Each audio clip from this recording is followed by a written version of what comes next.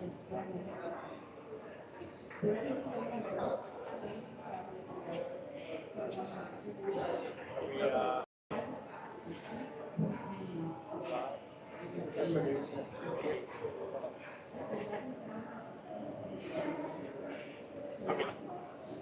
we're live? All right. All right. Well, thank you for everyone for joining us, especially those joining us remotely online here today. My name is Jeff Slegamelch. I'm an associate professor of practice at the Columbia Climate School at Columbia University. I also oversee one of our research centers on disaster preparedness and our executive education programming.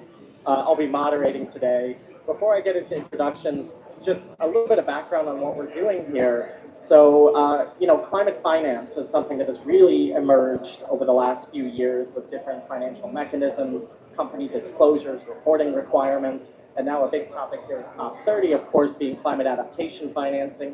What are the lessons learned? How these different vehicles are layered to help unlock public capital, private capital for climate mitigation and climate adaptation.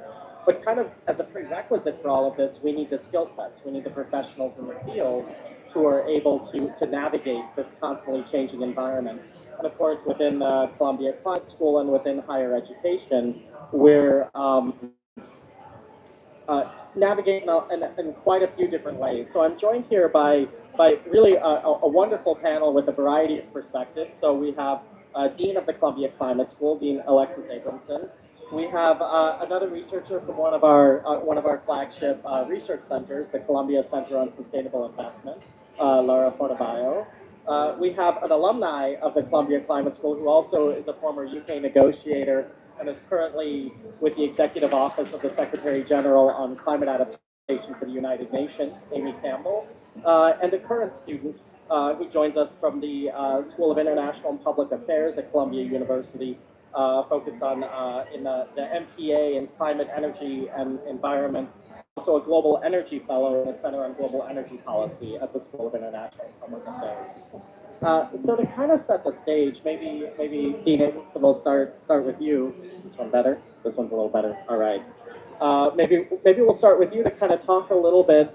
I think when we think of higher ed, we think of degree programs, we think of research, but it's really much more expansive in terms of the ways that we integrate with climate finance and prep leaders. I wonder if you could give us a little bit of scope on some of the work that we're doing. Sure. Well, obviously, climate finance touches climate adaptation in many ways and climate mitigation in many ways. And so we have folks working on those climate solutions that are so important to moving the needle and having the real kind of impact and implementation that we need, particularly in this moment in time. But having the solutions alone, we often run into these obstacles along the way because financing is not available. So sometimes it has to do with upfront capital costs, right, which could be high, particularly for certain parts of the world, even though economically it makes sense. So one of the things that we try and do across all of our academic programs is make sure that our students, no matter what they're focused on, are getting a taste of what it means to be able to bring financing to different parts of the world in different ways to deal with getting climate solutions implemented or to deal with potential disasters or other climate adaptation needs that they may have, either proactively or in response to issues that arise due to the ever-changing climate. But then also this past fall, we just launched a climate finance master's degree. That's in partnership between the Climate School and the Columbia Business School, where students can come for a 12-month program and kind of dive a little more deeply into climate finance. So they come out being experts in understanding all the different financing mechanisms that might be available, thinking about green financing, green banks, thinking about private-public sort of partnerships that are needed to get financing to places in the world, and really thinking about how you make the business case for that financing. Now, all of those students also get a core foundation of what climate change is all about. They're understanding the energy transition, they're understanding the analytics around climate and earth modeling, they're understanding really climate mitigation solutions. And so it's not just about climate finance in that program, but really getting a great foundation that can take them in various ways in various careers, but with that depth around financing that they might need in order to help their companies, help their NGOs, right, help their academic partners, whoever it might be, explore those financing options to really make an impact on the world. No, that's really really great, and I know with the launch of this program, it's really brought together so many great minds from the business school, from the climate school, from all different aspects. One of the big components that helps kind of bridge that impact are some of our research centers that, in particular, kind of translate that research into practice, and through that, really engage leaders in the field through the projects and sometimes through direct training programs. Laura, you do a lot of work, a lot of wonderful work through the Columbia Center on Sustainable Investment and beyond. I wonder if you could talk a little bit about the work that you do and also sort of how that translates into how you're working with leaders in the field as well as students and upskilling in a constantly climate finance environment.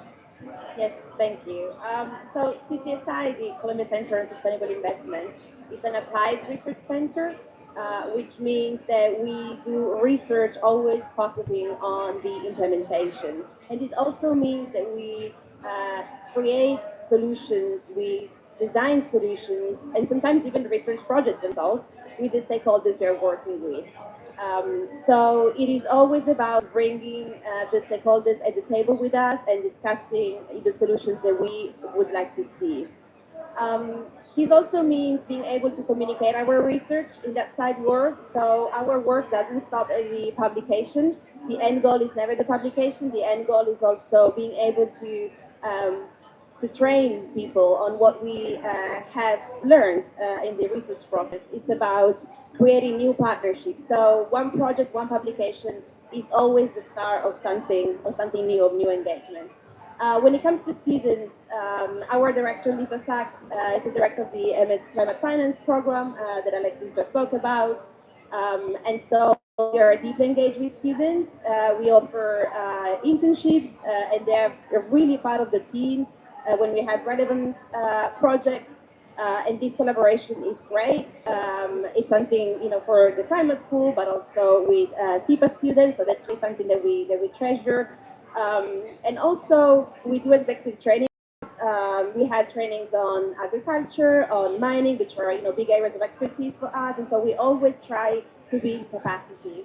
And another point that I would like to make in terms of how do we create the implementation is also the fact that very often we receive requests from collaboration from governments, from civil society actors, and that means that we can really support them from the beginning to the end. And that's really something special that is unique about CCSI.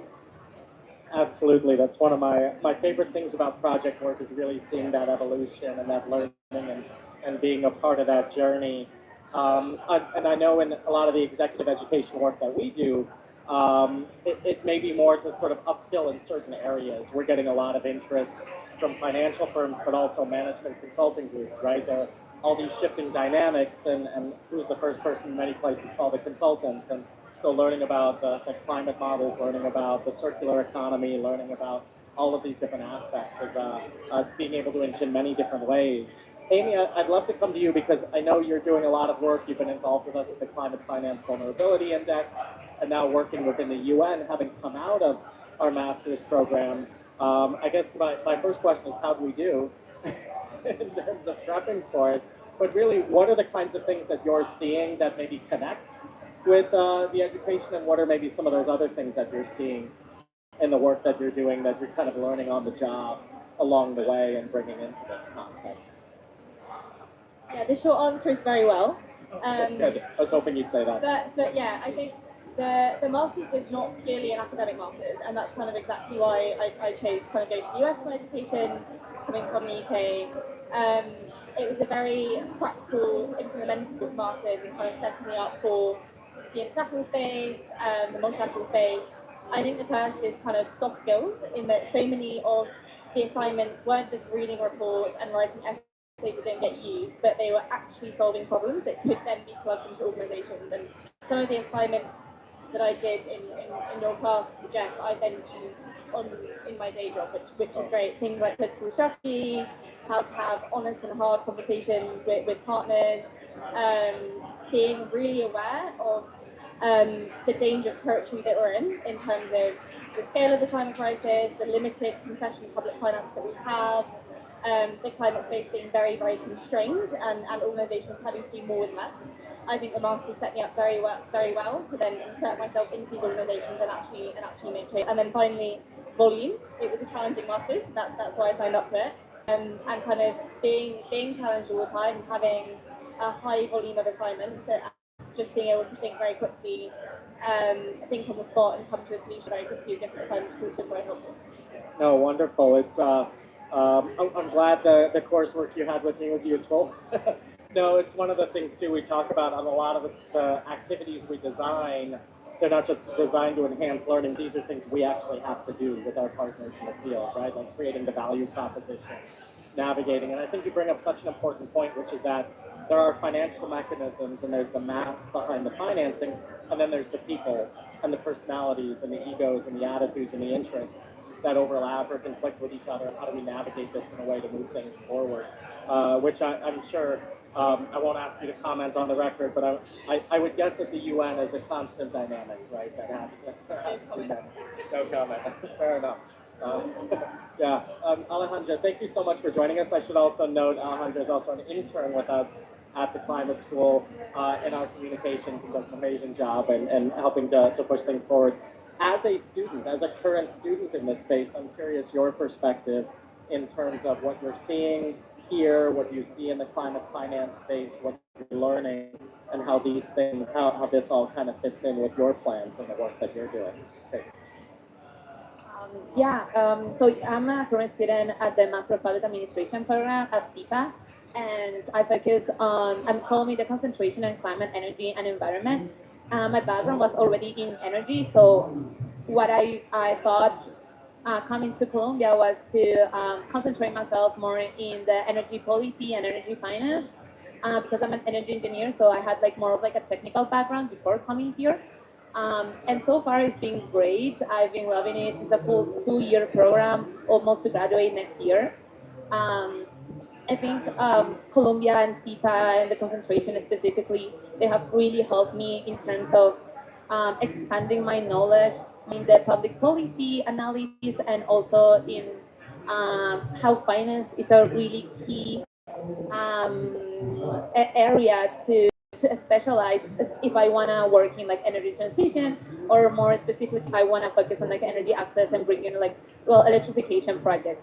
I think I can flag a little bit of like 2 free programs that I think are really interesting for people that are hearing us to know. So in the climate, energy, and environment concentration, we have a class focused on partnering with an institution called the CEE Practicum, where you can find your client and work for like a full 1 semester. So we did that in Peru. We did a project in Peru focusing on bringing policy energy recommendations to the Peruvian government. Highlighting moments. I never thought I could do that much of like an influence that fast in my career. And then currently I'm doing another practicum for Sustainable Investing and Research Institute, the CIRI practicum, working with like another client focused on clean energy access projects with a peace component in Sub-Saharan Africa. So it's the access of being able to go beyond your like geographical limits and expanding your network. The opportunity that I think I value the most at CIPA, being able to have that easy connection with people across the world, with people that have already worked in the field that I want to do. No, that's really, really great to hear. And it's interesting to just sort of listen about this connection with finance and policy. I have a colleague who does research on social capital and social cohesion.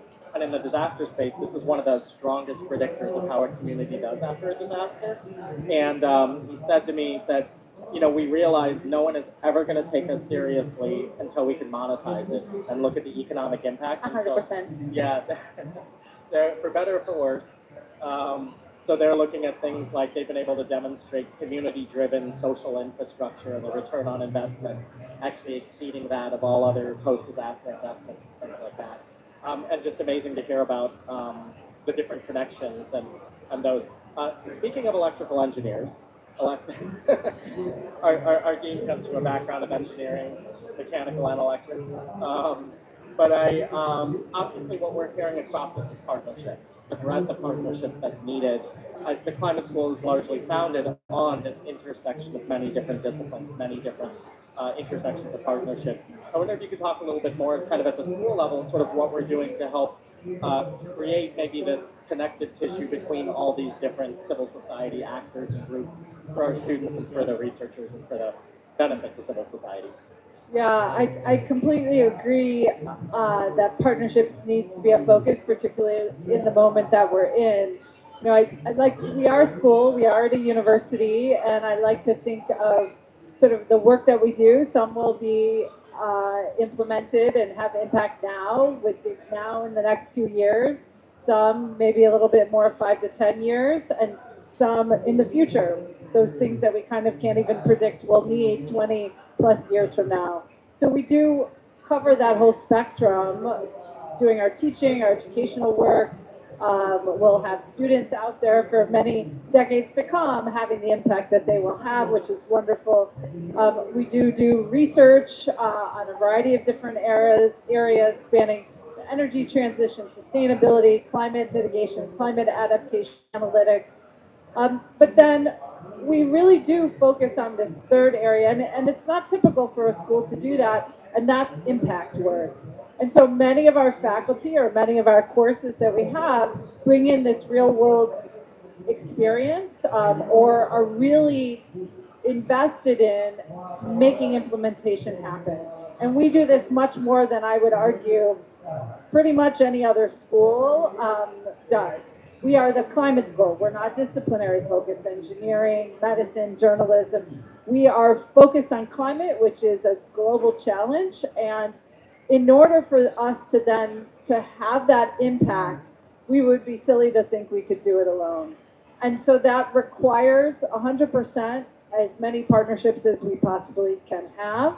That will span the private sector, the public sector, civil society sector. And I think about in particular our climate adaptation work that we do in order to have impact, right? It requires those partnerships, it requires communities that are willing and interested in working with us, of course, to find where that win-win is so that we can use perhaps our expertise, perhaps the working together to understand the actual needs of a community and bring those pieces together to have as much impact as we can as quickly as we possibly can. So partnerships are really, really so critical to everything that we do in that space. Absolutely. For those watching online, we're not sweating from the heat. We're all just really nervous. That's what's going. If you want the cop experience, just turn up your heat, plug in a humidifier. No. It's all good. It's wonderful here. Yeah, Lara, after a quick joke break, Lara, let me come back to you. I'd love to hear a little bit more because, you're so integrated with a lot of external partners and a lot of the work that you do. I'd love to hear you talk about what are some of the big areas where you get a lot of requests, where people are coming to you and say, hey, we have X problem, we need help figuring this out. What are the kinds of things? What are you seeing in the work that you're doing, sort of getting out there, knee deep in these partnerships? Yeah, that's a great question. I would say CCSI has many areas. And so depending on the area that you have exposure to, you're going to see and receive different requests. So for instance, in the portfolio of projects that I oversee, I work on responsible land-based investment governance. And so we receive requests directly from governments or civil society organizations communities who are faced with investments on their land, and they want to understand what are their rights, what is the right way to assess these investments, how can they include climate considerations into investment assessment processes. So that's something that we've been doing actually now for about 6 years, and has allowed us to connect directly with communities and governments in, I would say, 21 plus countries across Sub-Saharan Africa and Southeast Asia. So pretty impressive. I know that in particular Lisa Sachs is directly managing a project in the in ASEAN region, and that's about energy decarbonization. It's about data centers. It's about integrating the grid, and so she's collaborating, and my colleagues as well. They're collaborating with different governments on how the decarbonization in the ASEAN region can happen and what implementation looks like, bringing finance, bringing policymakers, bringing developers, energy utility companies, etc., all together. And so we, in that case, we directly advise financial institutions or governments in terms of how can they build a decarbonization that is grounded in robust transition planning. And then we often receive requests from specific companies. They might be mining companies, they might be specific companies such as working on HVAC, which is something that we have done recently. So how do you make the supply chain sustainable, for instance? How do you, reduce the carbon impacts of your activities? In my case, how do you make sure that nature is properly integrated into mining processes? So I would say it's really broad area, and also requests from many different stakeholders. Yeah, I really appreciate that. We were having a conversation with a global fashion company, and so this whole sort of value chain in terms of production and shipping, and then the retail locations, and trying to embed sustainability into all of this. And there's so many different industries that, to varying degrees, kind of have this, let's just say, relationship with emissions and the climate process, and trying to find ways to really make that case. One of the other things you mentioned, I think about this time on the disaster side, and a lot of the work that I do, we can fill a room with people and say things like, oh yeah, preparedness saves, and everyone will agree. Now it's time to write a check. And the question is how much, when will I see that return, what will the nature of that be? It starts to get a lot of math really quickly in trying to do that. So it's very helpful to hear that sort of making that value proposition, sort of working within those very specifics to help, I guess, operationalize these broader areas of consensus to actually be able to make the case for investors and shareholders and things like that. Amy, I'm curious your perspective. You've really been sort of at this, in your role as a negotiator, and roles really sort of at the intersection of a lot of different policy groups. What are some of the things that you would say people are really looking for in your experience in terms of climate finance, skill sets, answers, information? What are the types of things that groups like ours should really be looking to help feed the questions that are being asked, either specifically or in the subtext? Yeah, I think with the UNFCCC and on the negotiation side, I think for one, on the donor side, things are very, very stuck, and it's definitely something that brought me to Columbia and brought me to this master's. Is okay, there's very, very limited public finance and concessional finance, and how do we deal with this constrained environment, and how can donors step up and do more with less with constrained aid budgets. And yeah, having done the masters and working on the climate finance vulnerability index and at the National Centre for Disaster Preparedness, where these dynamics play out a lot, I have a much stronger understanding of what donors can do and what kind of innovative financial instruments are implementable within the system, and how that can unblock the UNFCCC system. Because everyone agrees that we need more adaptation finance, everyone agrees that that cannot be debt-ridden, and it has to be below market. Yeah, it has to be concessional finance, but being in a position where kind of I can make informed suggestions, and that kind of informs my role at the UN as well. And then second, in terms of the dynamics, it's a really, really difficult place in climate finance at the moment in terms of the needs of the most vulnerable countries, and the UNEP 2025 adaptation finance report just came out, and the results are kind of blistering as per usual. But when we have kind of numbers in the realm of 40 billion, and we need to go way beyond doubling and tripling, and donors didn't even reach the level of doubling. We now have broken trust with kind of the SIDS, the African group of negotiators, and the most vulnerable countries, and it's a very difficult position to be in, where we need to repair that trust with the most vulnerable countries, but we need to repair that by actually putting money on the table. But yeah, we have the solutions, and we have the partners that are working on the right things, and it's kind of a question of moving that through the bureaucracy and machinery of the UNFCCC, and getting the text and the negotiations to a place where everyone's happy. And one of my favourite quotes from the kind of old lead negotiator for the UK, who's now my director, is the kind of the best negotiated outcome is when everyone is equally unhappy, which I use a lot.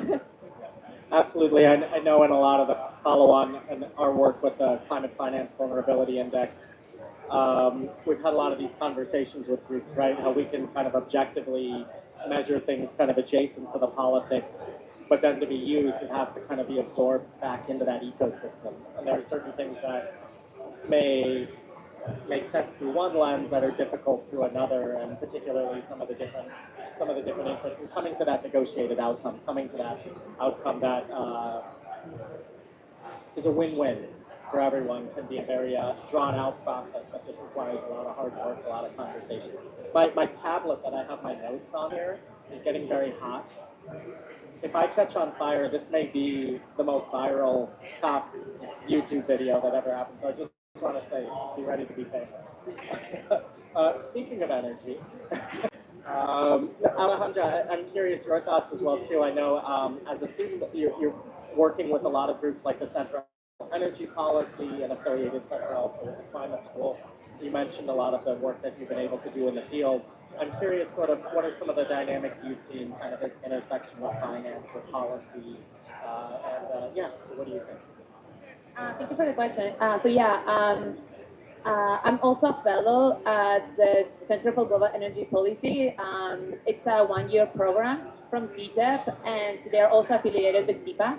And we've been having these amazing lunches with high-level people that are working in energy policy in the world. Like CEGEP is a fintech covering global energy policy, and the fact of the network that I've been gaining from them is being really huge. And so in terms of energy and my thoughts, so I focus more on as I mentioned, energy access. And so it's a big thing. I've been pushing that more of it's a thing that sometimes it's not talked enough. A lot has been talked about energy transitions, renewable energy, but utility scale, which is good. But talking about how to do real electrification projects that are not economically feasible yet is hard. You get the money out of them if they are not having the return of investment through the tariffs. It's not that easy to get that. So, there's still a big gap. 600 million people is still without access to electricity, 16 million in Latin America, and I can speak more of our region. Problem now is how to make those projects as a business model. How can you make innovative finance to being able to have concessional loans or loans for the private sector, and to structure the policy framework towards very specific situations where people maybe they don't really have the tradition to pay for electricity. So that is a huge barrier and also they are very remote. I used to work in projects for mini grids in the Amazon, where it's more a small island, such as where we are in Belém. So imagine how to bring solar panels to there. It has to be through a boat, which is like very hard, very expensive. It's also like who is going to do the maintenance of that? You need capacity building. So I think what we need in the terms of like the energy access situation is finance innovative these feasible projects, capacity building, especially for the ones that who own this technology, and but not only capacity building in the operation and technical side, but also in the policy framework. You need robust laws, rural electrification tariffs that are able to de-risk those investments. Yeah, and maybe I'll ask a general question to everybody pivoting off of this. We'll see who wants to jump in on it. We're talking a lot about energy, and some of the work that I've done in energy has seen a lot of really good intentions toward electrification, sort of create these scenarios where it kind of disincentivizes investment in the legacy infrastructure before there's enough new infrastructure to take it, which kind of can leave people in a very, very vulnerable place. Most of my work is on the climate adaptation side, and so that's usually the first thing I'm looking at, right, is that near-term vulnerability, whereas I would have a spirited debate with my colleagues on the climate mitigation side. No, we have to sort of what is that trade-off?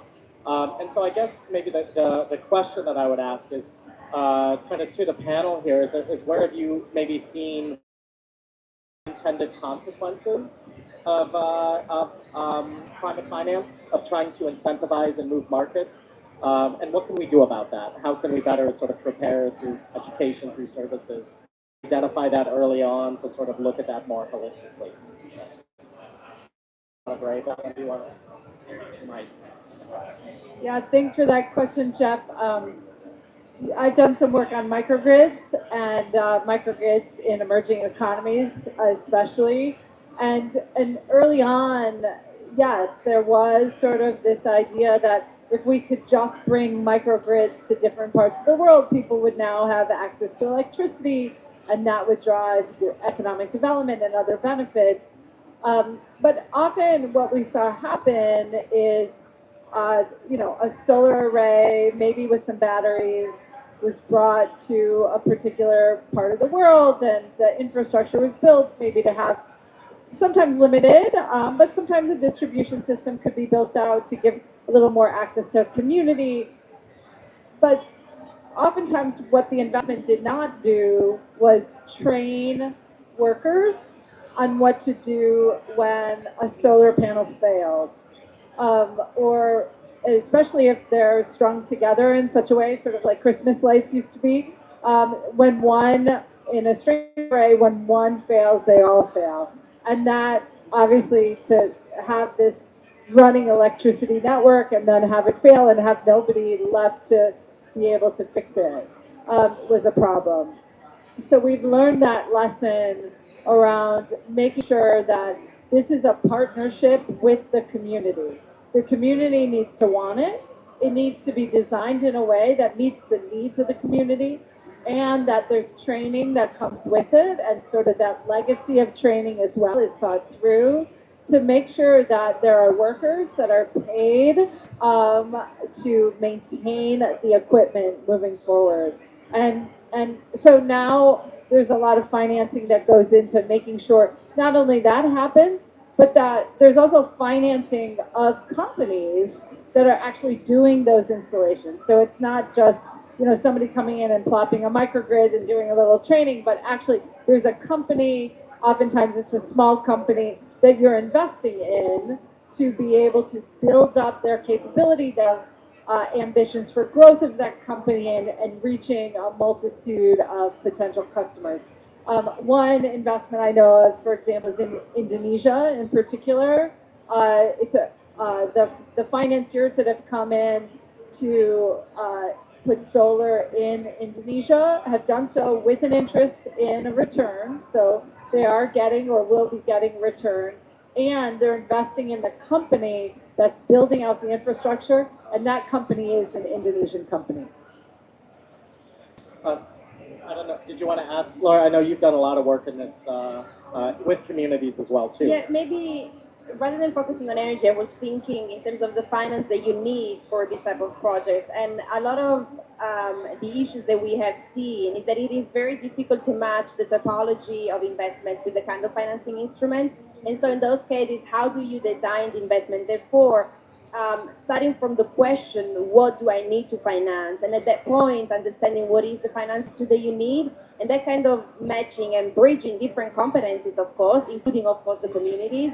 That's really something that is missing, and that we, as climate school, as CCSI, we always try to advance. So that's also, I think, a piece of the puzzle. Absolutely. Alejandra, did you want to add?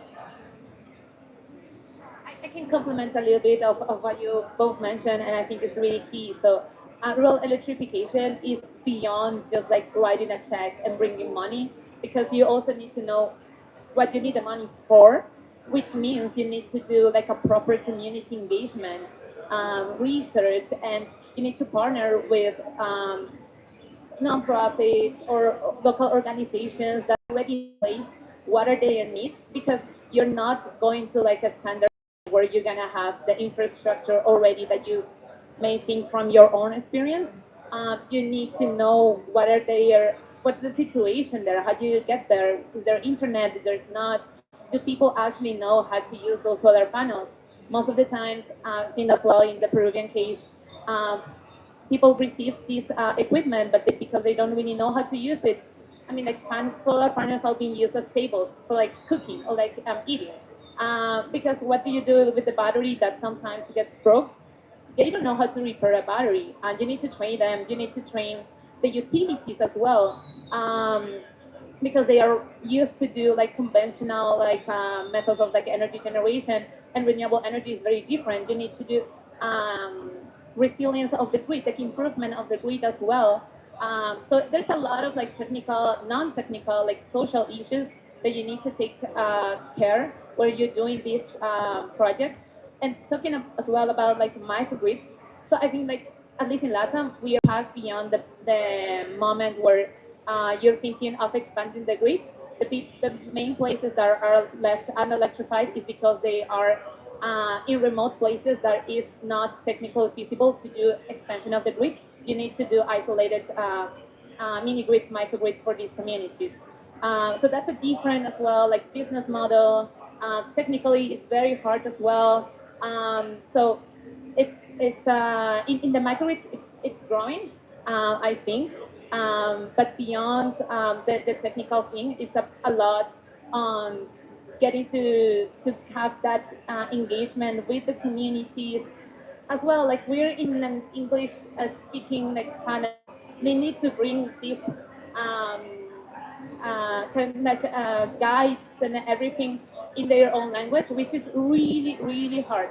Especially like as an energy engineer, all my training was like in English, like learning the technicality was in English. I was privileged enough to know the language, but like go to Iquitos, go to the Peruvian Amazon, it's really hard. How are you gonna tell them what is a what, right?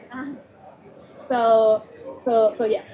No, I love that point too, and I think it all sort of opens the door to maybe, let's call it unrecognized value in these processes, right? There is an approachable market that is artificially small, an approachable sort of educational capacity that without those partnerships, without those relationships, we're denying ourselves a lot of those resources to develop the next technology, to start that business, to implement these things. Let me uh, so I'm going to preface this question. In disaster management, there's a former administrator of the Federal Emergency Management Agency that says one of the best lines I ever heard is he said, "Know the politics, but don't be political." And what he was saying was about how to kind of navigate those politics. For those watching, I don't know if you know, we're in a bit of a political moment in the U.S. and elsewhere. Don't really want to talk about it. But politics aside, all politics is cyclical, right? We see a swing towards things that are very more liberal, more community driven. Then we see things that are more conservative, less regulatory, things like that. And we have to kind of navigate that. And we have to have skill sets that can make that value proposition under different circumstances. So I guess what I would ask each of you as we move in this moment, as we move forward, and as we sort of better understand those skill sets, sort of how are you looking at kind of navigating different value propositions, different politics, and politics that can shift even in midstream along the way. Amy, maybe I'll start with you. You've spent much of your career at the intersection of many different political entities. Yeah, it's increasingly hard to be apolitical, but yeah, I'll continue to be apolitical.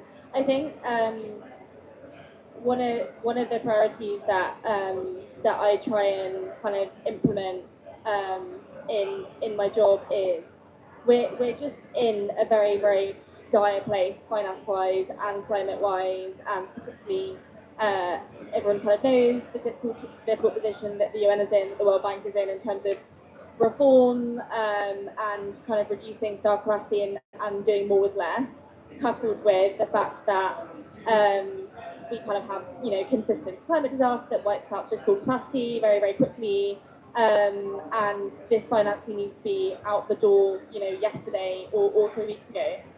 And so I think being able to suggest a menu of options that work and that are very quickly implementable, and knowing the exact partners that can deliver that, and being as strategic as possible in kind of everything that you do. That's the only way that I see us moving forward. There just isn't time to navigate bureaucracy or to delay anything. It's about saying, option A, B, and C are all implementable. Option A we can do next week with X amount. Option B we can do next month with X amount, and the exact people who can get it done. Yeah, that's the only kind of thing I can see working. Work with a lot of folks in the U.S. Department of Defense, and they would always provide 3 courses of action. Now, pro tip here, one of the strategies was one of them was a throwaway, 2 of them was inferior to the one you wanted them to take. But it was risky business because sometimes they would pick the throwaway while you're doing it. But I hear you loud and clear, like here are the different consequences and actions, really laying out the analysis in a very objective way and providing options. Laura, I know you interact with a number of different entities in a variety of different contexts. What's your take on this? Yeah, I would say, I mean, as European, I've seen the Green Deal slowing down a lot, and that has been very sad. In 2019, I was in Brussels when the Green Deal was published, and felt like we were on the right side of history, and now we're a little bit sad. In the US, we know the situation is complicated, but I would say outside of the US, there's still, a lot of commitment. The commitment to finance mitigation and finance resilience adaptation is still there, and it's moving fast. So that gives me really, I would say, hope.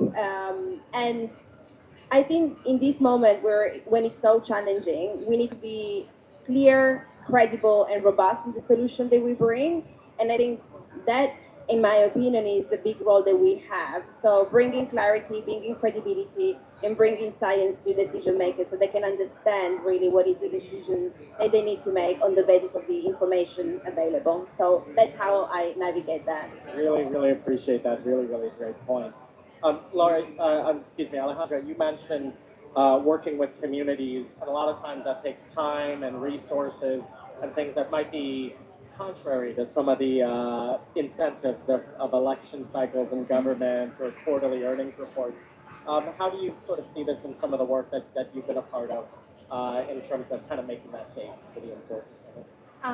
Well, yeah, I think it's community engagement and talking with the communities is something that you cannot lose policies that we want to in the situation that we're having. So my message, if there's a policy making hearing us, is it's a conversation that our universal energy access is a conversation that needs to have all the sectors involved, like public, private sectors, philanthropies, and civil society. Any policy right now that does not have an from any of those. Of civil society that has to sort of constantly be brought into balance. And really across all the comments to this notion of really making the case. In some of our executive ed work, we had a lunchtime talk with a sustainability officer with a major company talking about how, this really puts pressure on us, but in some way it does us a favor that we actually have to demonstrate the value. We know it's important, now we have to map it out. To really sort of say, okay, here's important and here's what pathways for doing this work, a strong focus on community, a